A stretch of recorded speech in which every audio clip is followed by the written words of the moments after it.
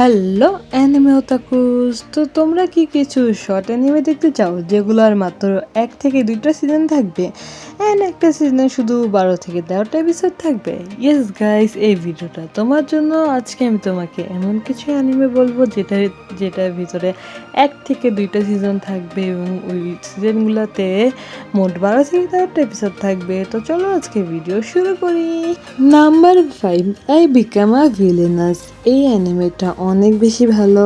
এখানে একটা মেয়ে থাকে যে একদিন মারা যায় এবং সে যখন ঘুম থেকে ওঠে সে বুঝতে পারে সে একটা গেমের ভিতর চলে এসেছে, যে গেমটা সে তার আগের লাইফে খেলতো এবং এই গেমের ভিতরে সে একটা ভিলেন হয়ে গেছে।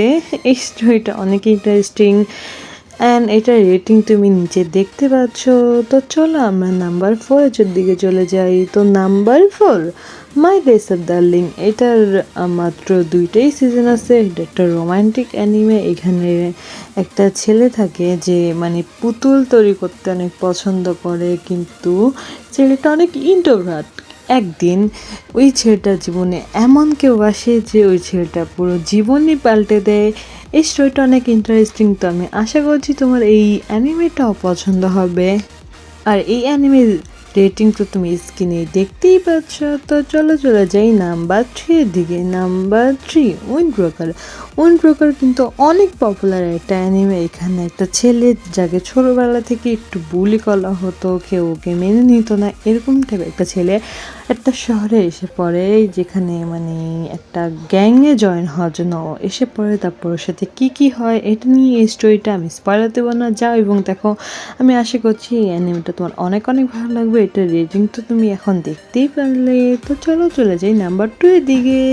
নাম্বার 2, ডান্টারান। এটার স্টোরি কিন্তু অনেক বেশি ফানি এবং এখানে ঘোস্ট, অ্যান্টিটি, এলিয়েন আরও অনেক অনেক কিছু আছে। এখানে একটা ছেলে থাকে যার পিপি চুরি হয়ে যায় এবং এটার স্টোরি অনেক বেশি ইন্টারেস্টিং। তো তুমি চাইলে দেখতে পারো। এটার রেটিং তো তুমি স্ক্রিনে দেখতেই পাচ্ছ।